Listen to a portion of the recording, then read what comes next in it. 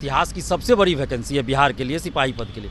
और इसके लिए हम हमेशा धन्यवाद देते हैं नीतीश कुमार जी को, बिहार सरकार को। और अभी जो लिखित परीक्षा का रिजल्ट आया और फिजिकल होना है 9 दिसंबर से, तो इसमें एक समस्या ये आ गई है कि ईडब्ल्यूएस और एनसीएल सर्टिफिकेट को लेकर हजारों अभ्यर्थी जो है सिपाही भर्ती के, वो संशय की स्थिति में है। तो हम सरकार से कहना चाहते हैं, नीतीश कुमार जी से ये कहना चाहते हैं और सीएसबीसी के चेयरमैन सर से कहना चाहते हैं कि आपने विज्ञापन में ये नहीं लिखा था कि इस तिथि से पहले का होना चाहिए। हम सरकार से ये मांग करें कि हजारों अभ्यर्थी जो है अभी परेशानी झेल रहे हैं और हजारों अभ्यर्थी बाहर हो जाएंगे।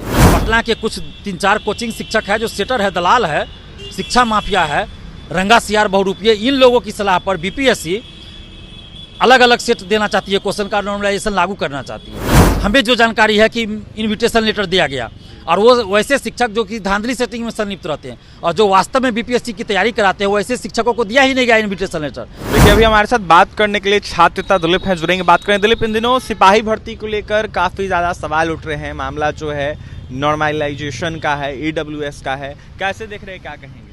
देखिए, सिपाही भर्ती जो पिछले साल आई थी 21,391, इतिहास की सबसे बड़ी वैकेंसी है बिहार के लिए, सिपाही पद के लिए। और इसके लिए हम हमेशा धन्यवाद देते हैं नीतीश कुमार जी को, बिहार सरकार को। और अभी जो लिखित परीक्षा का रिजल्ट आया और फिजिकल होना है 9 दिसंबर से, तो इसमें एक समस्या ये आ गई है कि ईडब्ल्यूएस और एनसीएल सर्टिफिकेट को लेकर हजारों अभ्यर्थी जो है सिपाही भर्ती के, वो संशय की स्थिति में है। उनके मन में दुविधा है कि कहीं उनको बाहर न कर दिया जाए, क्योंकि 1-2 बहाली में इससे पहले बाहर किया गया, जिनके पास विज्ञापन या फॉर्म भरने की तिथि से पहले का नहीं था ईडब्ल्यूएस और एनसीएल सर्टिफिकेट, उनको बाहर कर दिया गया। तो हम सरकार से कहना चाहते हैं, नीतीश कुमार जी से ये कहना चाहते हैं और सीएसबीसी के चेयरमैन सर से कहना चाहते हैं कि आपने विज्ञापन में ये नहीं लिखा था कि इस तिथि से पहले का होना चाहिए, तो क्यों आप बाहर कीजिएगा? आप जिसके पास विज्ञापन से पहले का या विज्ञापन के बाद का एनसीएल या ईडब्ल्यूएस सर्टिफिकेट है, उन सबको आप मौका दीजिए, मान्य कीजिए उन सबको, क्योंकि इसके आधार पर आप बाहर कर दीजिएगा कि इनके पास पहले का नहीं है, यानी विज्ञापन से पहले का नहीं है एनसीएल, तो इसलिए बाहर कर देंगी तो अन्याय होगा। उस समय उनकी क्या आर्थिक स्थिति थी, आज क्या है, आप पता कर लीजिए। आप सरकार के अधिकारी ही तो बनाते हैं ना, ऐसे तो नहीं है कि सरकार के अधिकारी ऐसे बना देंगे, वो तो जांच पड़ताल करके ही सर्टिफिकेट बनाया जाता है, ईडब्ल्यूएस और एनसीएल सर्टिफिकेट। तो इसलिए हम सरकार से ये मांग करें कि हजारों अभ्यर्थी जो है अभी परेशानी झेल रहे हैं और हजारों अभ्यर्थी बाहर हो जाएंगे, उनके साथ अन्याय होगा। तो यह अन्याय न हो और ईडब्ल्यूएस एनसीएल सर्टिफिकेट विज्ञापन से पहले या विज्ञापन के बाद जिनके पास जो है सबको मान्य किया जाए। इन दिनों बीपीएससी को देखते हुए नॉर्मलाइजेशन का भी मुद्दा काफ़ी ज़्यादा चल रहा है। देखिए, नॉर्मलाइजेशन का मुद्दा 2022 में भी आया था 67वीं पुनर्परीक्षा में, लेकिन उस समय हम लोगों ने आंदोलन किया, पटना में, दिल्ली में हुआ, तो मुख्यमंत्री नीतीश कुमार जी ने आदेश दिया कि नॉर्मलाइजेशन परसेंटाइल लागू नहीं होगा, एक शिफ्ट में परीक्षा होगा, एक ही क्वेश्चन का सेट होगा। लेकिन 2 साल के बाद फिर से पटना के कुछ 3-4 कोचिंग शिक्षक है जो सेटर है, दलाल है, शिक्षा माफिया है, रंगा सियार बहुरूपिये, इन लोगों की सलाह पर बीपीएससी अलग अलग सेट देना चाहती है, क्वेश्चन का नॉर्मलाइजेशन लागू करना चाहती है। 30 अक्टूबर को जब शिक्षकों के साथ बीपीएससी ने मीटिंग किया, उससे पहले सिर्फ 3-4 शिक्षकों को ही, हमें जो जानकारी है कि इन्विटेशन लेटर दिया गया और वो वैसे शिक्षक जो कि धांधली सेटिंग में संलिप्त रहते हैं और जो वास्तव में बीपीएससी की तैयारी कराते हैं, वैसे शिक्षकों को दिया ही नहीं गया इन्विटेशन लेटर। ये तो यूट्यूब चैनलों पे चल गया कि मीटिंग है, कोई भी शिक्षक जा सकते, तब सभी शिक्षक चले गए और इन रंगा सियारों का भंडाफोड़ कर दिए वही शिक्षक लोग।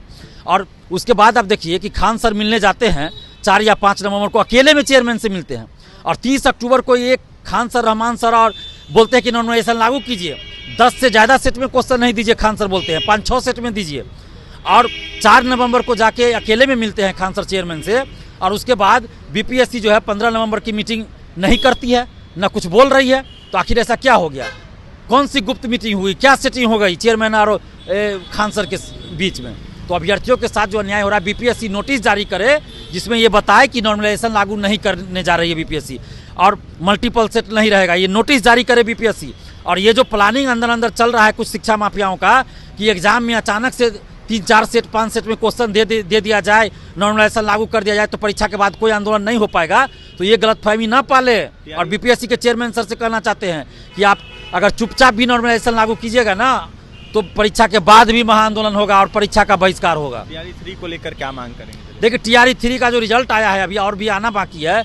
हमारे पास कई अभ्यर्थियों का फोन आया कि उनके गांव से, खासकर दरभंगा के बहेरी से, समस्तीपुर के शिवाजी नगर, मधुबनी के फुलपरास, बेतिया के कुछ जगह से, मोतिहारी से, छपरा से, कि दिव्यांग सर्टिफिकेट फर्जी बनाकर दिव्यांग कैटेगरी से रिजल्ट हो गया है। यानी कि जो वास्तव में दिव्यांग है वैसे बहुत कम लोग नौकरी में आए दिव्यांग कैटेगरी में, और जो शरीर से पूरी तरह स्वस्थ है वो फर्जी दिव्यांग सर्टिफिकेट बनाकर दिव्यांग आरक्षण का गलत तरीके से लाभ लेकर नौकरी में आ गए। तो हम सरकार से मांग कर रहे हैं कि TRE1, TRE2, TRE3 सभी में दिव्यांग सर्टिफिकेट पर दिव्यांग कैटेगरी में जो चयनित हुए उन सब की जांच, दिव्यांगता की जांच IGIMS पटना से आप मेडिकल टीम बनाकर कीजिए, और जो भी फर्जी दिव्यांग सर्टिफिकेट लगाया है उन सब को बाहर कीजिए। सभी सीटों को भरने की भी मांग करेंगे दिलीप? बिल्कुल, सभी सीटों को भरने की हम मांग कर रहे हैं, एक भी सीट खाली ना रहे।